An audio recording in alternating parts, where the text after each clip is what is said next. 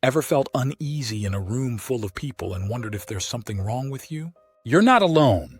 In fact, a surprising 40% of people admit to feeling anxious or overwhelmed in social situations. That's nearly half of us. But why does being around others sometimes feel so challenging?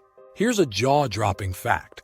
Social anxiety affects up to 15% of people worldwide. That's more than 1 in 7 people who struggle with these feelings. It's not just about being shy or introverted. There are deeper reasons behind why we might avoid social interactions. In this video, we'll dive into 12 surprising reasons why you might dislike being around people. From feeling overwhelmed by crowds to sensing inauthenticity, we'll explore why these feelings are more common than you think. We'll also share practical strategies to help you navigate social situations with confidence and ease. Chapter 1. The silent struggle. Battling social overwhelm. Have you ever walked into a room full of people and felt your heart race, your palms sweat, and your mind go blank? You're not alone. Social overwhelm is real, and it affects more people than you might think. In fact, about 15% of people in the U.S. experience social anxiety disorder, according to the National Institute of Mental Health. But even if you don't have a full-blown disorder, feeling overwhelmed in social situations is common. So, why does this happen? Well, our brains can only process so much information at once. When you're in a crowded place, you're bombarded with sounds, sights, and the need to interact with others. It can be too much, especially if you're naturally more sensitive to your surroundings. One strategy to combat this is to practice grounding techniques. For instance, focusing on your breath can help calm your nervous system.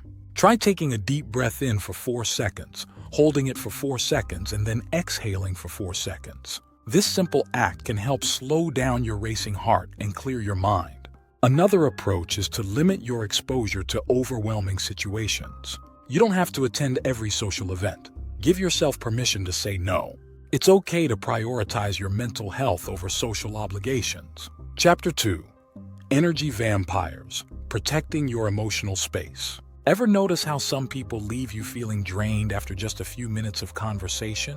These folks are what we call energy vampires. They suck the energy right out of you, leaving you feeling exhausted and wanting to run for the hills. And no, it's not just in your head. Research by psychologist Dr. Judith Orloff suggests that empaths, people who are highly sensitive to others' emotions, are particularly susceptible to energy vampires. If you find yourself feeling depleted after social interactions, you might be one of them. So how do you protect yourself? Start by setting clear boundaries. It's not selfish to prioritize your own energy. Let people know when you need to step back or take a break. Another tactic is to visualize a protective barrier around yourself. Imagine a shield that blocks out negativity while allowing in positive energy. This may sound a bit out there, but many people find it helps them maintain their emotional balance. Finally, surround yourself with positive, uplifting people. We often become like the company we keep, so choose wisely. Positive people can energize and inspire you, making social interactions enjoyable rather than draining. Chapter 3. The Empath's Dilemma. Absorbing others' emotions. If you've ever felt someone else's sadness, anger, or joy as if it were your own, you might be an empath. It's a gift, but also a challenge. Being an empath means you're in tune with others' emotions, but it can also make social situations overwhelming. You're not just navigating your own feelings, but also absorbing everyone else's. Studies suggest that empaths might even have more mirror neurons, the cells in our brains that help us understand others' emotions. This heightened sensitivity can be exhausting, but you don't have to let it control your life. One effective strategy is to practice emotional detachment. This doesn't mean you stop caring about others. It means you learn to recognize which emotions are yours and which belong to someone else. A useful exercise is to check in with yourself before entering a social situation. Ask yourself how you're feeling. This way, when emotions start to swirl, you can identify if what you're feeling is actually yours or someone else's. It's also important to recharge your emotional batteries regularly. Spend time alone in nature, meditate, or engage in creative activities. These practices help you reset and maintain your emotional equilibrium. Chapter 4. Authenticity. Block. The pressure to conform. Have you ever found yourself acting a certain way just to fit in? It's like putting on a mask that hides your true self. This is what we call an authenticity block, and it's more common than you might think. In fact, a study from the University of Georgia found that people who frequently hide their true selves in social situations are more likely to experience feelings of alienation and depression. So why do we do it? The answer lies in our deep-rooted desire to belong. We're social creatures, and fitting in feels safer than standing out. But the truth is, conforming to others' expectations can be exhausting and ultimately makes us unhappy. To break free from this authenticity block, start by getting comfortable with who you are. Self-acceptance is key. Take time to understand your values, strengths, and quirks. The more you know and love yourself, the less you'll feel the need to conform. Another strategy is to practice being authentic in small steps. Start by expressing your true thoughts and feelings with close friends or in low-stakes situations. Over time, this will build your confidence to be authentic in larger social circles. Remember, the goal isn't to fit in, but to be true to yourself. When you're authentic, you attract people who appreciate you for who you really are, not the mask you wear. Chapter 5. Overstimulated mind. The chaos of crowded spaces. Have you ever felt like your brain was on overdrive in a crowded space? You're not imagining it. Crowds can overload your senses, making it hard to think straight or even breathe. This feeling is particularly common in people who are highly sensitive to environmental stimuli.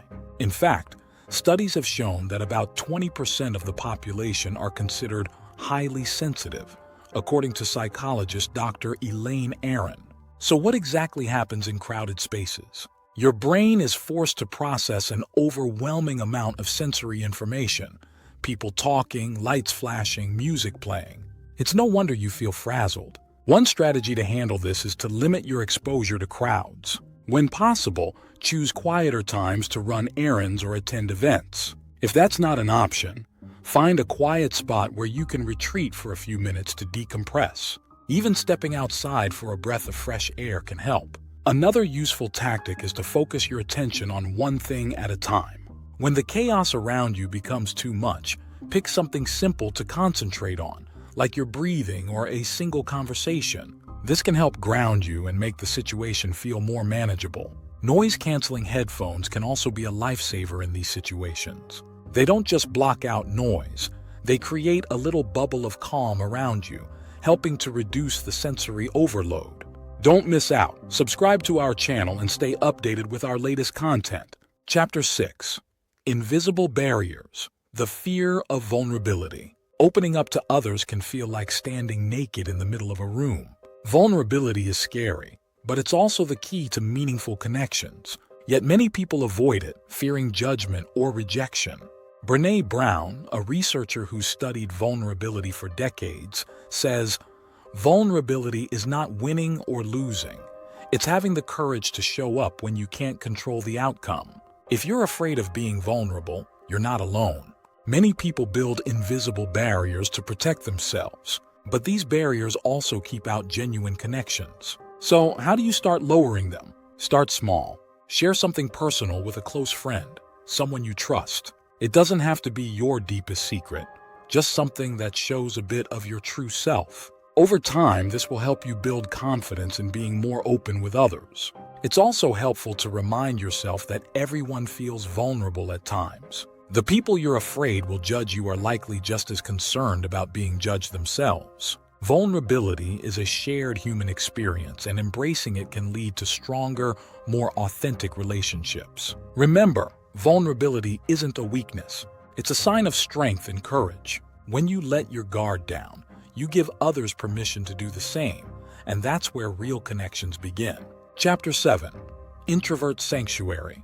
The need for solitude. If you feel drained after socializing and crave time alone to recharge, you might be an introvert. Introverts make up about 1/3 to half of the population, according to Susan Cain, author of Quiet: The Power of Introverts in a World That Can't Stop Talking. For introverts, solitude isn't just a preference. It's a necessity.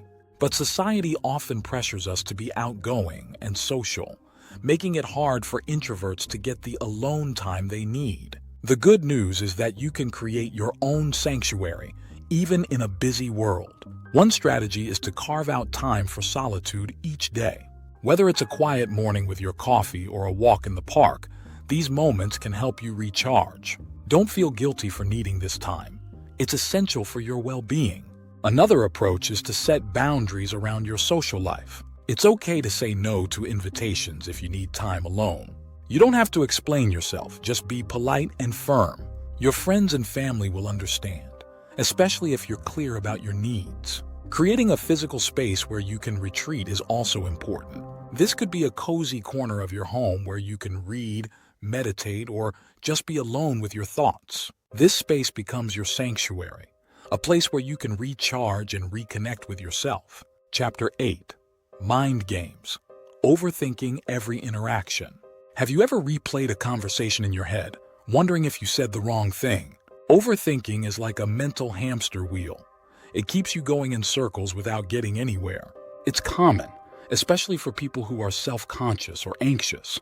In fact, a study published in the Journal of Abnormal Psychology found that overthinkers are more likely to suffer from anxiety and depression. So why do we do it? Overthinking is often a way to try to control the uncontrollable. We think that by analyzing every detail, we can avoid mistakes or future regrets. But in reality, it just leads to more anxiety and stress. One strategy to break the overthinking habit is to practice mindfulness. Mindfulness is about staying present in the moment rather than getting lost in your thoughts. When you catch yourself overthinking, try to bring your focus back to what's happening right now. Another helpful technique is to set a time limit for worrying. Allow yourself to think about something for a set amount of time, say 10 minutes. After that, move on to something else. This can help keep your thoughts from spiraling out of control. Journaling can also be a great way to get thoughts out of your head and onto paper. Sometimes just writing things down can help you see them more clearly and stop the cycle of overthinking. Finally, remind yourself that it's okay to make mistakes. No one expects you to be perfect, and obsessing over every detail won't change the past. Letting go of the need to control everything can free you from the mind games that keep you trapped in overthinking. Chapter 9. Misaligned values. Disconnecting from shallow interactions. Have you ever been in a conversation and felt like something was missing? Maybe it was the connection, the depth, or simply a sense that the other person just didn't get you. When our values don't align with those around us, it's hard to feel truly connected.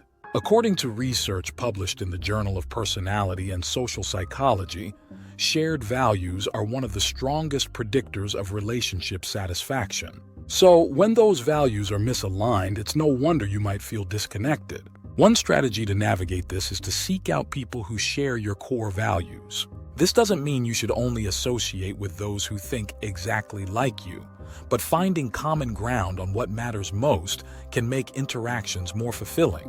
Whether it's through joining a community group, volunteering, or even online forums, there are many ways to connect with like-minded individuals.